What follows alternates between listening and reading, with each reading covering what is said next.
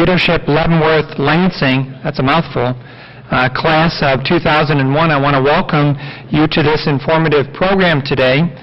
Our focus today is the K7 Corridor, Gateway to Growth in Leavenworth County. My name is Mark Jager.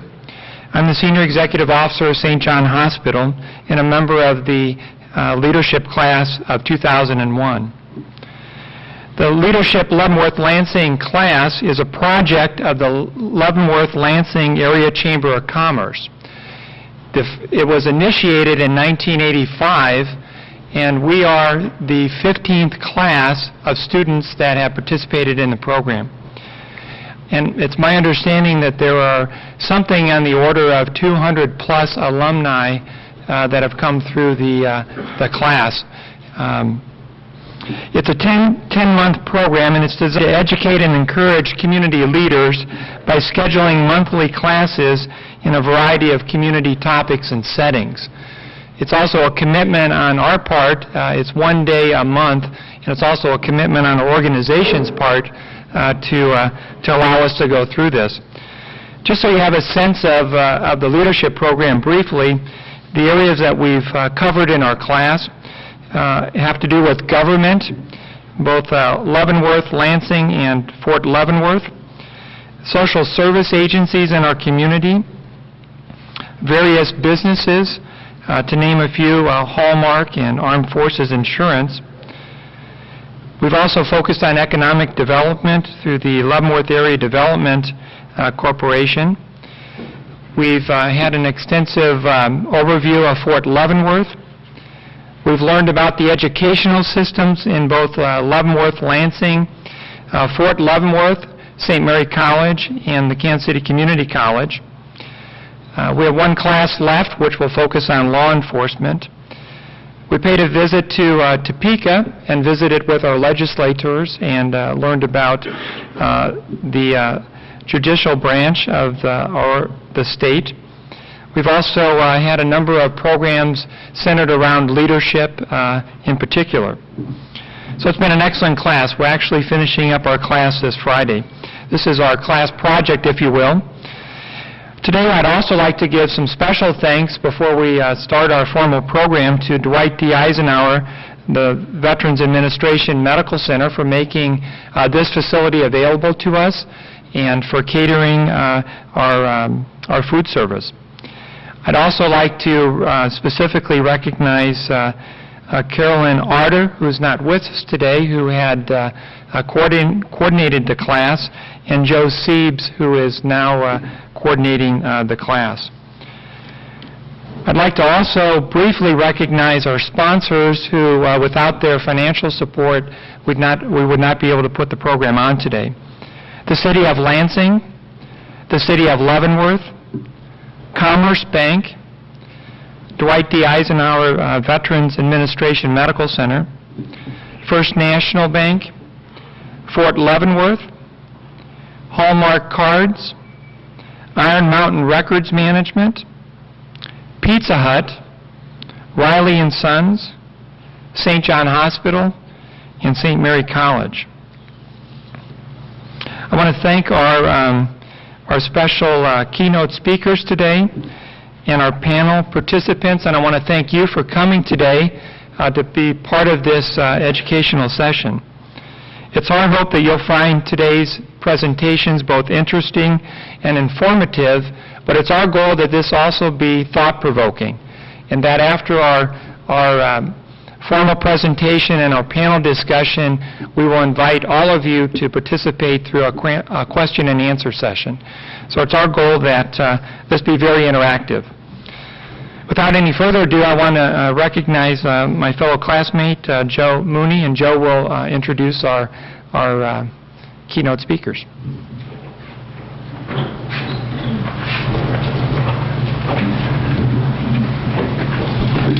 Thank you, Mark.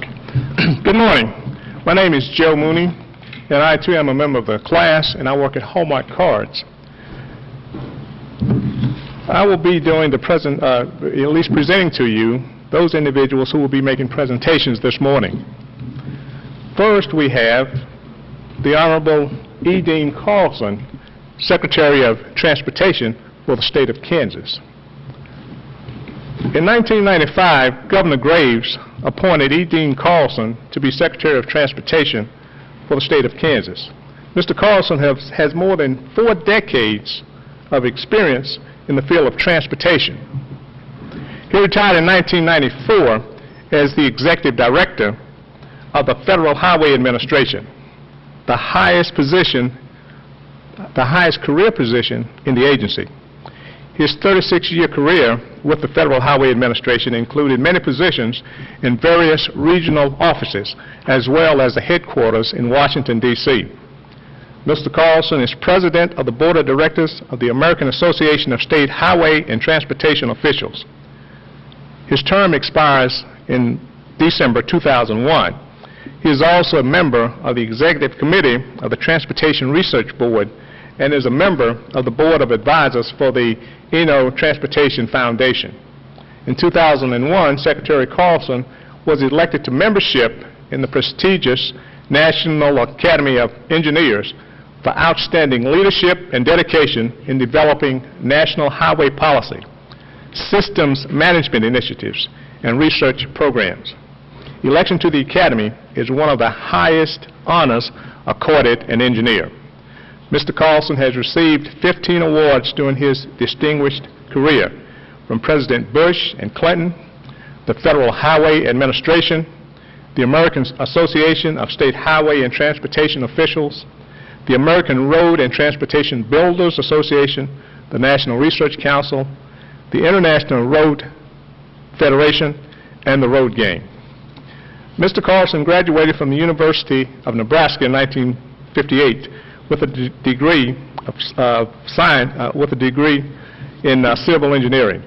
He also did postgraduate studies at the University of Texas in 1969 through 71.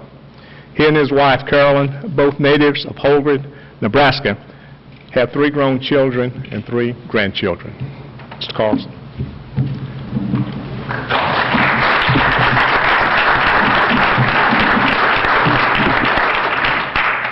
Thank you, Joe.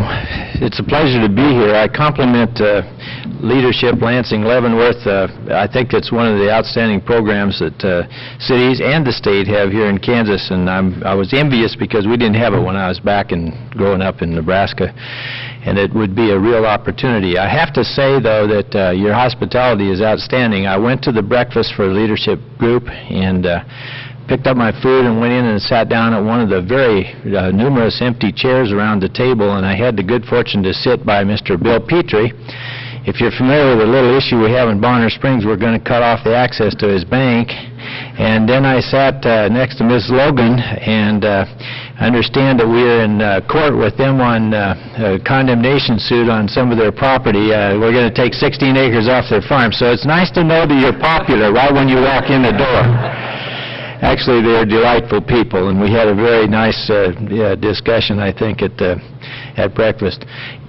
My life right now is kind of on hold as the legislature winds down. We know that our funding is going to be something in play probably during the veto session, but as of the moment they're working on the budget bill today, and this part of the budget bill, the regular budget bill, we don't have any particular issues with. It will come up during the veto session, so if this were during the veto session, I would not be able to be here, but I'm glad that I can be. That doesn't mean that we don't have some issues with the legislature that we're interested in. I just take off a couple. We wanted primary seat belts. The governor wanted it, we wanted it, and I keep reading about kids, people that don't have their seat belts fastened, that have rollover accidents and they get killed. And it disturbs me greatly when we know that about 60% of the fatalities in the state are not belted, and almost 60% of the people are using seat belts now. If we can get something so people will buckle their seat belts, that would be great. But the legislature, on the basis of personal freedoms, decided not to include that. We also wanted our other bill, we only had 2, it was ignition interlock, which means that a person that gets caught twice for drunken driving can still drive a car after a period of time with an ignition interlock system. I didn't know if they'd work very well, but I had a chance to look at them, and I guarantee you if you have that, you will not go very far unless you have no alcohol on your breath. So those are our bills. One of them is in a conference committee, and I'm sure that staff is at that conference committee today, and hopefully we'll get that done. A couple of other issues. There was a bill introduced to force us not to ask cities and counties to do metric plans, and frankly, that's probably the only issue that would cause me to say I'm going to go back to being a retiree, because I had to convince 50 states that we were going to be metric, and then Congress wiggled on us. My history on that one is very checkered. But the other one, another one is a right-of-way issue. The Legislative Post-Audit wanted us to give paper records of all our right-of-way to the Accounts and Reports Division of the Department of Administration. We own about 140,000 parcels, and if we could get the information on one page, 140,000 pages of paper would be about a truckload. So I guess it's a good thing they wanted KDOT to do it, because we do have trucks we can haul it over there with. So sometimes, if you know the legislature and the process, you know that it isn't so much what you can get past, it's what you can keep from happening that would really be a difficult issue for both the agencies and the people. K7, I think it's really a neat deal that you're having this as a subject of one of your conferences. It's certainly an important issue to us at KDOT. If you recall, about, I guess it's probably 4 or 5 years ago, the Johnson County Commission killed something that they referred to as a 20th Century Parkway. And that would have provided a relief route on the south and west side of the metropolitan area. It didn't, they killed it, it didn't go anywhere, so we're stuck with I-435 and K7 as the major north-south corridors on the west side of Kansas City. Right now, 435 is not overly crowded and it's doing pretty well, but that's not going to last very long, and as 435 gets more busy and development continues to hop to the west, K7 is going to continue to get a lot busier. And we would have said, and we can do something in Johnson County, but with NASCAR and what's happening, I think that we're going to see an additional need for a facility in the western part of the county, in Wyandotte and Leavenworth County. We have, our problem, I guess, is that we have, if I can use a maybe silly analogy, we have a need for the capacity of a fire hose between the north side of Olathe and the south side of Lansing, and we've only got a garden hose. And the difficulty is we got a golf ball stuck in the middle of the garden hose called Bonner. Whoever's here from Bonner, I'm an equal opportunity basher, because we can't have a 45-mile-an-hour or 35-mile-an-hour city street stuck in the middle of a freeway and still serve the public's requirements for mobility on the west side of the metropolitan area. It's the only decent facility that we have between Lansing and Olathe, and frankly, if we were to try to do anything with Lansing and Olathe, and I have not seen this presentation, so I may be stepping on toes or making myself out to be a liar, but we would have to bypass either Lansing, Leavenworth, or Olathe in order to provide more capacity. We have the anomaly of a senator from Shawnee, Senator Jordan, writing really pointed letters saying we need to have you build interchanges and all the access at grade points in Shawnee because we need a freeway through Shawnee. And we have Representative Cox in Bonner Springs that is listening to his constituents and saying we need a city street with an signal at every intersection. Obviously, that can't work side by side. And believe me, Bonner Springs and probably some other parts of this western metropolitan area are going to change. If they could keep it the way it is now, wonderful, but it's not going to happen. I think with the development that you're going to see is going to be amazing to most people. With NASCAR, with the retail thing that they're building on the north side of NASCAR, things are going to change, and we're not going to be able to have access points at grade on most of this route, and certainly we're not going to be able to continue with the mess that we have at Bonner. We've been accused of not telling people what we were going to do, and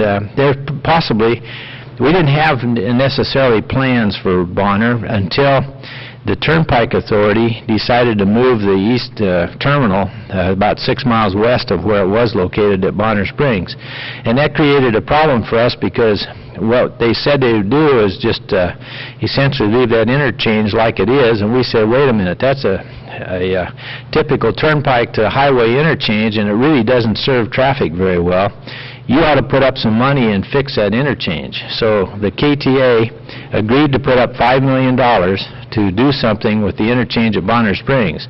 Well, we didn't want to tear it up too often, so we decided that if they were going to do that, we would also try to revise the Turnpike Authority to 6 lanes out to about a half a mile west of K7.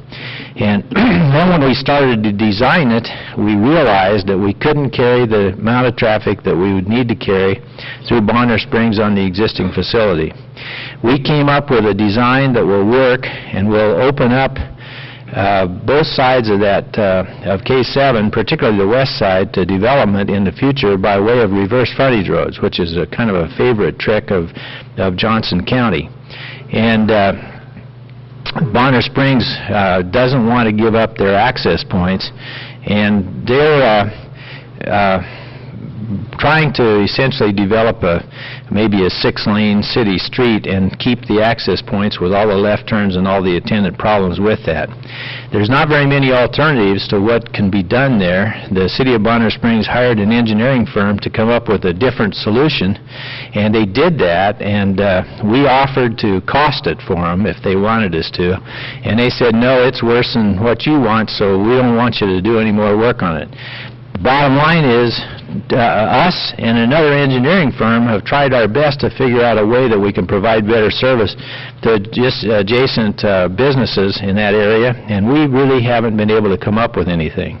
So we find ourselves almost with two choices. We either can build what we have essentially laid out, which has some problems with approvals and so forth, or we can walk off and let the process develop until somebody says we have to do something. But that old antiquated interchange that has everything coming on and off of the turnpike going through one point on K7 just is not going to work. I'm sorry, it won't work. And if we're going to spend the money to fix that, we're going to end up with something that will be an improvement. This is probably the most contentious issue right now that we have, but believe me, in our business, it won't be the only one, and it kind of floats around. One gets contentious and then another one. And we try very hard not to be autocratic and overpowering, but we try very hard to do what the public in general needs. It's very, I told Ms. Logan that I haven't been able to figure out a way to condemn somebody's property and have them love you for it. It's very difficult to do. In the meantime, we're going to keep working, and we have a plan for K7 that has been worked on and is going to be the subject of discussion today. And to discuss it for you and to point out what we've been doing, Chris Huffman, a graduate of the University of Missouri at Rolla. I'm not sure that's the right title. I'm not very good at it. But anyway, he's a Rolla guy, works for KDOT, and he has probably one of the toughest jobs in the agency. His job is to go around and tell people that we've got a way to close off the entrance to your property, and you're going to like it. That is undoubtedly the toughest position in KDOT, and he's going to, I think, describe the study that's been done and talk a little bit about what might be in the future for K7. I won't go into any other detail, like Dennis Moore got us $6 or $7 million to work on K7. We're probably going to rebuild the State Avenue interchange, and there's probably a lot of things that are going to happen. But Chris, it's your program.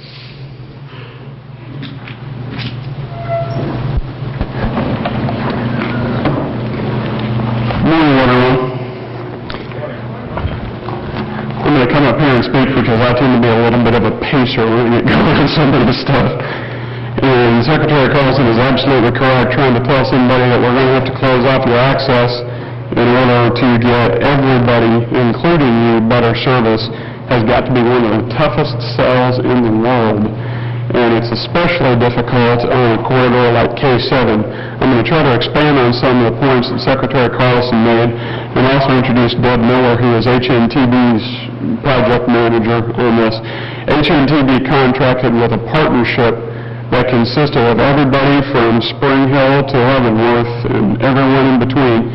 Every one of those communities contributed in some way to the development of this study, many monetarily, all with dedications of staff time and oversight to help make this study happen. The Mid-America Regional Council, Mel Henderson is here today, was also extremely helpful and very generous in their dedications of staff time and donations of their facilities for meeting purposes. This study is by no means complete. Everything I say today is preliminary, but some of the technical analysis has been done, and it's been developed to a point that we're comfortable discussing it. That's what I'm going to try to focus on this morning. The study consists of a 39-mile corridor. Now, the study was never designed to go into a great deal of detail, but trying to get that many communities and their interests and counties and their interests and DOT and their interest in Mid-America Regional Council to even sit down in the same place at the same time was something of a gargantuan feat. But we've gotten it done. The staff people that we've been working with have been extremely good, giving their time for reviewing documents and data, and they've just poured over it, trying to find anything that they were uncomfortable with or disagreed with, and then we've done our best to reconcile the differences in that. The goal of this study is to provide a technical analysis. Now, this study is just a beginning point. The purpose of this study is to provide a basis, some answers that are going to allow us to go forward from here and answer some questions, make some policy decisions, and decide what this thing's going to be when it grows up. We've got an interesting phenomenon with K7.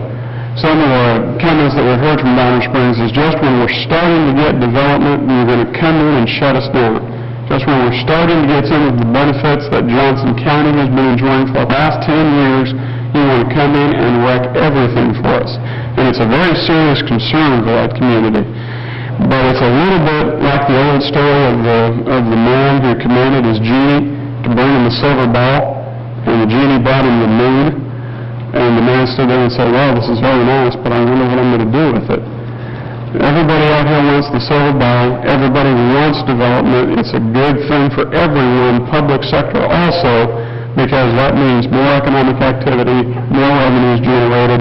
Everybody wins with this. The trick is to manage the infrastructure to meet the demand that development creates. Everybody knows that the supply and demand has to be basically equaled out or things start going wrong. It's true with the national economy. It's true with the state economy. It's true with the state transportation system. And as Secretary Carlson pointed out, K7 is it as far as principal arterial highways in the western part of the metropolitan area. If you're trying to get from Olathe to Lansing, K7 is all the choice you have, unless you want to take some extremely circuitous back routes that may or may not meet your expectations for a high-speed travel way. So one of the things that I would suggest, regardless of the final outcome of the study or the policy decisions that are made from it, and one thing I would urge each of you to take back to your own communities or interests is, regardless of what happens with K7, a supporting system of minor arterials and collector streets has got to be established. We've got to give people some other choices besides K7, or we are going to be in severe trouble no matter what happens. So, from there, the goal is to deal with this. This is some of the phenomenon we're dealing with today. This picture was very recently taken, just last week, I believe, Debbie. This picture was taken just last week at the Turnpike interchange, and this is what we see during the morning and evening rush hours every day. This is what we will see at virtually every intersection along K7 within the study corridor within most of our lifetimes. That's how rapidly this entire area is growing. So this is what we're headed towards, and the goal of the study is to provide some answers on just what this is going to mean for everyone. We did some studies as far as existing traffic. We did our very best to try to project some future traffic volumes. That's a crystal ball calibration at best. We are either going to be very high or very low. There is no in between, but we are notoriously low in our traffic projections. Please keep that in mind as you look at some of these numbers. They seem sort of unbelievable because we predict that traffic will basically double over most of the corridor in the next 20 years or so. Many of the communities along the corridor feel very strongly that that is a gross underestimation of the traffic potential out there. We also take a look at a level of service analysis. That's our favorite engineer term. All it means is a measurement of how well the highway is doing its job. That's all it means. It goes in a grading system of A through F, just like school, and our minimum passing grade, just like in school, is a D. Any highway that is functioning at less than a D is unacceptable. It's not serving the need adequately. It's probably not serving the need as well as we would like it to, even at a D. We looked at travel time impacts. How long is it going to take you to get from point A to point B? Because that is the real-world consequences of traffic congestion. You sit in traffic longer, your car emits more exhaust, and you waste more time that could be spent in your activities or with your families. And we're going to see some real-world impacts of that, particularly in the stretch from the Turnpike up to Mary Street a little bit later on. We're also going to look at an analysis of crashes, safety. That's another real-world concern of the way we're headed out here on K7.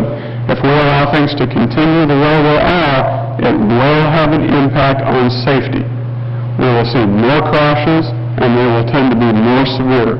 And I'll go into why in more detail. The bottom line is everything's growing faster than anybody would have believed it to. We ask for the silver barrel, we're getting the moon, and we're not prepared to deal with it. And that demand will have an impact on supply. We're headed for a real imbalance between the two. This is kind of what we're predicting traffic is going to do over the next 20 to 22, 23 years. We're expecting traffic to grow anywhere from 42% to 71%. On most of the rural state highway system, we would project anywhere from a slightly less than 1% growth to about a 1.5% to 2% growth at most. So that gives you an idea as to scale. We're projecting traffic overall to basically double. So over the next 20 to 22 years. This is just a rough idea of where we expect the traffic volumes to grow specifically. This is the area from US 24. This is more or less the Turnpike. From here on to Mary Street, the growth is fairly steady. It pretty well follows what we see happening with traffic today. But again, take that, add it to itself, and this is what you wind up with. Double the demand means some real trouble because we're having some problems with K7 as it exists today. Putting twice as much traffic on there is not going to improve the situation unless we're prepared to make some transportation improvements. Okay, basically level of service. Talked about this a little bit before. Level of service is just a measure of how well a highway does its job, goes on an A to F classification system. D is defined as our minimum absolute bottom line acceptable. A is best, F is worst. And in order to understand what we talked about, we have to talk a little bit about different types of highways, because K7 runs the gamut through this study corridor. It is everything from a freeway to a city street. Urban arterial is basically synonymous for city street, major city street. Okay, that's what urban arterial means. Expressway means you have intersections. A side road meeting K7 at grade, but it also means that you've basically limited those intersections to only public roads. Freeway means you have interchanges instead of intersections. It's really the difference between the three. They operate very differently, and their level of service is a little bit different. For instance, US 24 to Lansing on K7 is an expressway. We would expect an expressway to look something like this. Okay? We also have sections of freeway. 111th Street to Shawnee Mission Parkway is, to all intents and purposes, a freeway. Freeway has interchanges instead of intersections. That's the basic difference. All right? The major city street, the urban arterial, has more than just city streets generally as access points. There are driveways, there are more signals, there's more stop control, and there are generally lower speed limits, 35 to 45 for the most part. And 130th Street or so, the Bonner Springs area is a principal city street. That's really the way it functions right now. And that's what we expect it to look like. That's what we would expect to see on an urban arterial. This is important because growth in traffic affects those different highway types very differently. It has much less of an impact on a freeway than it does on an urban arterial. It affects the three differently, and here's why. Regardless of how well you make a main line of a highway work, the intersections are always going to be a choke point. You could have an 8-lane expressway out there, and that means you get to the traffic jam at the intersection really fast. But we haven't really accomplished much in getting you to your destination, because we still have that restriction, we still have that bottleneck. You are still going to have to wait, for the most part, through at least one cycle length of a signal. You're going to have to put up with turning traffic, you're going to have to put up with entering traffic. That's just what you would expect. And you might expect that every quarter mile if we do our job very well and limit signalized intersections to every quarter mile. Run into a Metcalf type situation. And if that's what we want to see K7 turn into, that's a policy decision that all of the communities are going to have to sit down and make. But we don't think, based on our analysis, we're going to be happy with the results. The level of service analysis is important because it's simple law of entropy. Something tends to degrade rather than improve if left alone. If we leave an expressway alone, it will turn into an arterial. Bonner Springs area, for example. All right? It will, for transportation purposes, not for land use purposes, but for transportation purposes, it will degrade in function. It will not do its job as well as an urban arterial as it did as an expressway. Freeways are easier to maintain. Freeways are a lot less susceptible to that because all of the access is controlled to the interchanges. And that makes a huge difference.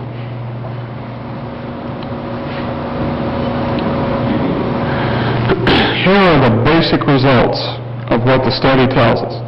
A 4-lane with additional signals, if we just leave it as it is today, and the side roads continue to get signalized as their volumes increase, it would really be the only choice we would have, fails miserably. This is an off-the-scale F. We can't even measure it. This is a level of service H or something, if we even had something like that. This failure is off the scale. To say it fails is really a gross understatement. A 6-lane expressway, with every intersection improvement we can throw at it, I'm talking about double left turn lanes, 3 lanes, and a dedicated right turn lane at every approach, basically to Metcalf and College, with the signal as optimum as we can make it. Every improvement we could make on a 6-lane expressway barely functions. And a 4-lane freeway, as opposed to a 6-lane, does operate at a level of service D. Now, I'll illustrate that a little bit better later on, But just like a D grade in school can mean a range of things, it can mean very close to failure, or it can mean very close to average, I think you're going to see that the freeway option gives a whole lot more room for movement in that level of service D than the level of service D for the 6-lane expressway does. There's more room for error. For the most part, in the existing year, any place we have an intersection where a side road meets K7 and the side road has stop signs, those intersections are failing right now. That means the delay, the amount of time cars have to sit at those stop signs and wait for a gap in traffic is higher than we would consider acceptable. Those are in trouble today. The signals, for the most part, are functioning all right. Main line is doing all right. Main line level of service is measured in how many cars are out there compared to the theoretical limit of what the highway can handle. Level of service at an intersection is based on seconds of delay. Okay, so it's measured a little bit differently. But the mainline sections, for the most part, are doing fine. The ramps and interchange areas are doing fine. With the growth in traffic that we think we're going to have out there, that again, many people are deathly afraid or grossly underestimated, aren't faring nearly so well.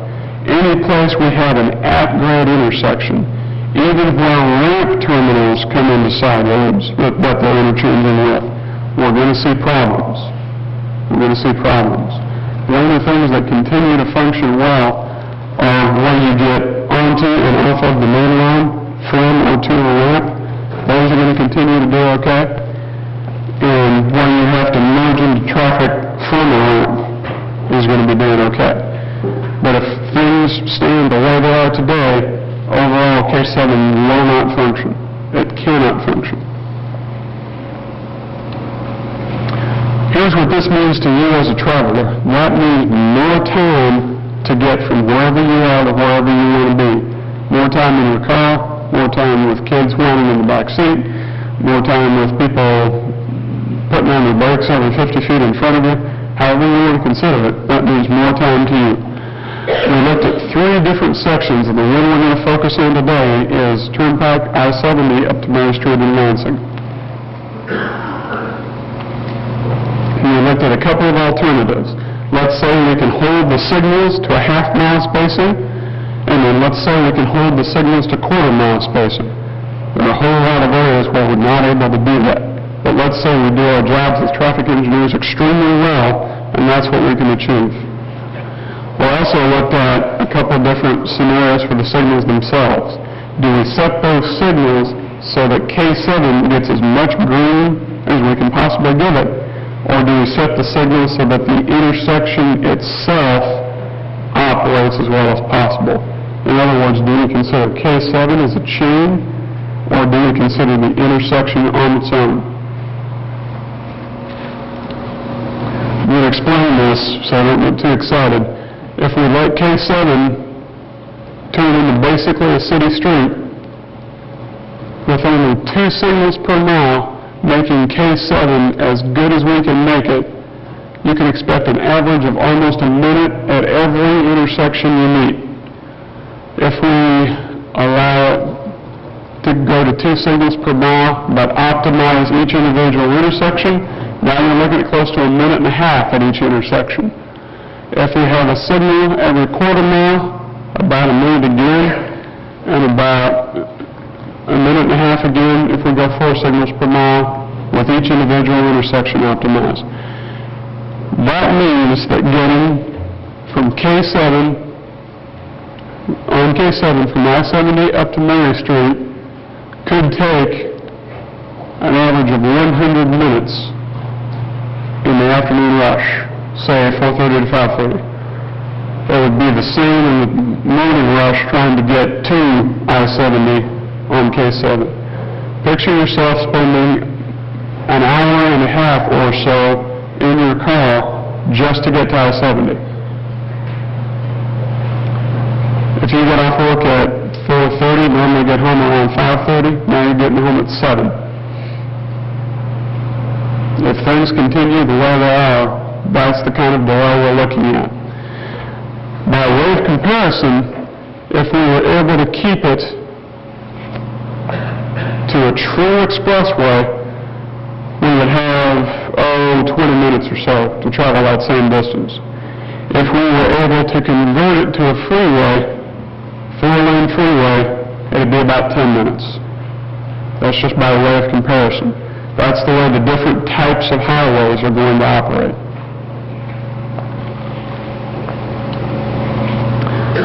It also has a real-world consequence to you in terms of safety.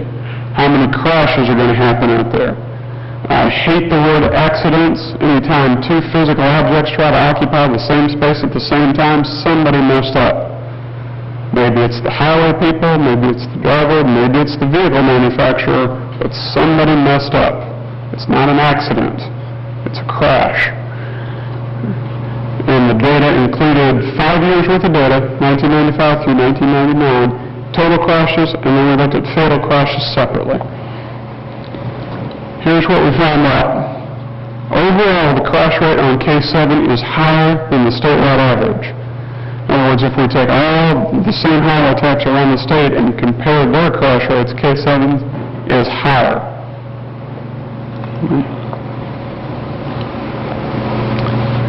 Here's what that means specifically, and I'm going to explain this too. Any place we have a freeway or an expressway, K7 is currently below statewide average. But look at what happens wherever we have city street type situations, such as the Bonner area, such as I-70 to Mary Street. There, K7 is not faring so well. It's above average for the number of crashes it has. Let's take a look at fatal crashes on their own.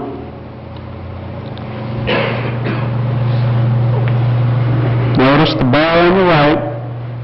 That's more or less 24 to Mary Street. And that section of K7 is not doing well at all. It has 3 to 4 times the number of fatal crashes as the average. There's a whole lot more people dying on that stretch of K7 than we would normally expect to see. And that's not good no matter how you want to compare it. And that's what's pulling the average up above average.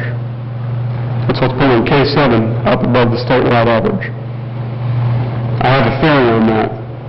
The section around Bonner Springs doesn't have as many fatal crashes, but they tend, if you remember the previous graph, they have more crashes overall. They just have fewer fatal crashes. I think that's because the speeds from 24 up to Main Street tend to be much, much higher than they tend to be in the Bonner area. Bonner's having more crashes because they have more conflict areas. There's more opportunity for crashes. The section from 24 or so up to Mary Street doesn't have as many opportunities for crashes, but the crashes that do happen are a lot more severe. A lot more severe. Because if somebody pulls out in front of a 70-mile-an-hour vehicle and gets hit in the driver or the passenger side, chances are real good somebody's going to die. On average, 1995 through 1997 in the state of Kansas, intersection-related crashes, and that includes driveways, carried an annual cost of about $140 million per year. Give or take.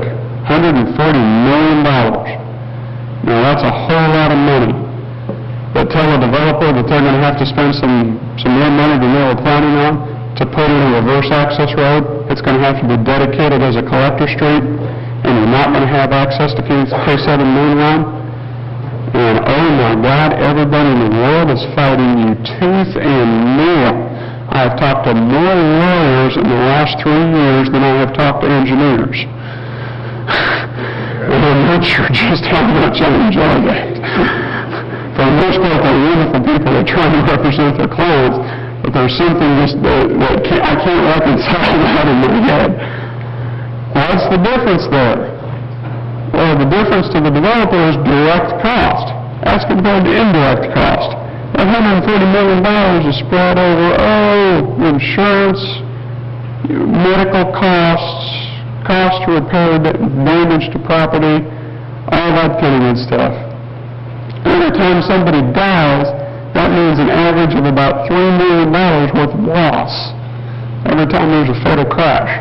But those are indirect costs, except to the people it happens to and their families, as compared to those direct costs. That direct cost, boy, you're going to feel it right now. That indirect cost, for some reason, is easier for us to deal with. I'm not sure how that is. I mean, it's just human nature. Overall, almost half of the crashes on K7 were intersection related, and again, that includes driveways. Overall, statewide, the average is about 1/3. K7 is not faring too well. We have more intersection crashes than the average, by quite a margin. In terms of total crashes, if we allow the Bonner area, and for that part, the Lansing Leavenworth area, to turn into Olathe, that's what you can expect to see. Right now, you've got some real peaks as it is, particularly between Pulford and McIntyre. That's what that big peak is. Area from including Pulford and McIntyre. Here's what we concluded from this. In K7, if we allow it to stay the way it is now, in the future, forget it. One huge traffic jam. It's not going to operate. Unsignalized intersections, in other words, stop signs, aren't faring well at all today, and they're not going to do any better. Signals that are working okay today will not continue to work okay, no matter how many improvements we throw at it. Travel time from I-70 to Mary Street could grow to over an hour and a half to get just that distance. And that doesn't even begin to guess at what the rest of the network's looking like. Well, from that point, from these conclusions, we're going to have to sit down, all of the partners, including and especially the Mid-America Regional Council. We're going to have to sit down and make some policy decisions. What are we willing to live with? What are we willing to try to accomplish? And that's going to include both supply and demand. It has to. If we just work on one, it's not going to balance out. If we allow either one to fail, the other one's not going to make any difference anyway. So the two have to be, there has to be a rough proportionality there. We've got to do our best to balance them out. Transportation management by and of itself is not going to work. And those two, transportation and land use management, are going to have to combine. We're going to have to consider those in total for purposes of asset management.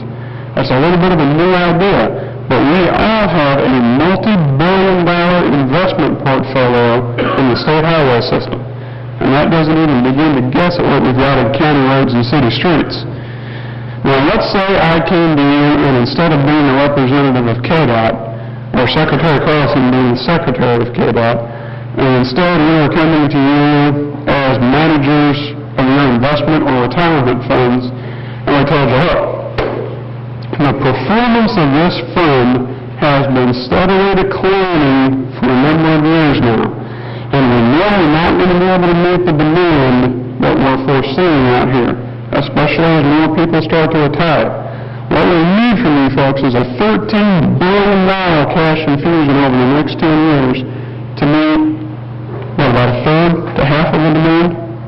Somewhere in there? What do you say? Who brought their checkbooks? Come on. I mean, I can say if I were in your place, you're obviously incompetent managers and you're all fired. But that's what this means. As the highway system fails, your investment is lost. As the highway fails, your private side investment in your businesses and property is also lost. Let's take it for instance. Pick a business. It doesn't make any difference what it is. Convenience store, fast food restaurant, nice restaurant that you like to go to every once in a while, whatever. There's a certain reasonable amount of time everybody and anybody is willing to spend in their vehicle in order to reach that destination and spend money. Now, if you calculate out that travel time, you're going to come up with an area. If you're inside that area, then that is that business's customer base. If you're within that area, you're going to reach that business in a reasonable amount of time and spend money there. Now, as the delay on the transportation network goes up, and as the safety gets compromised, what happens to that area? It starts to shrink in on itself. What's happening to that business? It's losing customers. It's losing revenue. Everybody's losing. Private investment is losing. The public investment is losing. Because not only do we have transportation problems that we have to try to fix, we now have less revenue to deal with. So believe me, we want all of you out there making money hand over fist. How do you think I get paid? So that's what I mean when I say asset management. Public investment, private investment. It's both got to work together. Many of the city and county participants are very interested in a free will option. They don't even want to talk about anything else. Needless to say, there are exceptions. And I'll just defer to Secretary Carlson's other comments on that.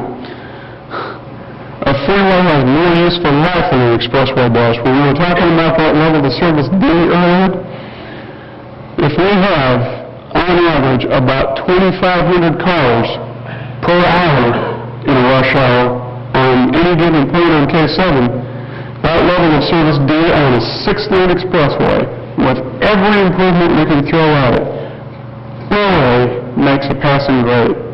Barely. When, perhaps not surprisingly, for roughly the same amount of money, a 4-lane freeway gives a whole lot more room to go. There's a whole lot more room to maneuver. A 4-lane freeway performs better and gives more useful life than a 6-lane expressway that looks like, say for instance, Metcalf Avenue. Anything, no matter what we do, is going to cost a lot of money. Anything we do, including nothing, is going to cost a lot of money. I'm sorry, that's just the way it is. Let's be upfront with that. The feasibility for these improvements is very much in question. As Secretary Carlson said, it makes absolutely no sense to try to dump a freeway into a city street. It's like trying to water your dog with a fire hose. Just a little bit more than you can really deal with. As a for instance, I would refer you to K-10 highway. If you've ever driven into the east side of Lawrence, a bit of a mess right in there, and getting worse as that East Hills area continues to develop. So we can't feasibly take a freeway into a city street. We need to connect freeway to freeway in order to have a logical beginning point and end point. And so the feasibility of all this is not something we even know today. And the transportation management, in other words, improvement to the streets and highways by itself, won't do it. We've got to have the land use management too. Public and private have got to work together. That concludes my comments. I hope I didn't run too far over time. I probably did. There's going to be a Q&A session later on, so I'll defer all questions until then. Thank you for your attention.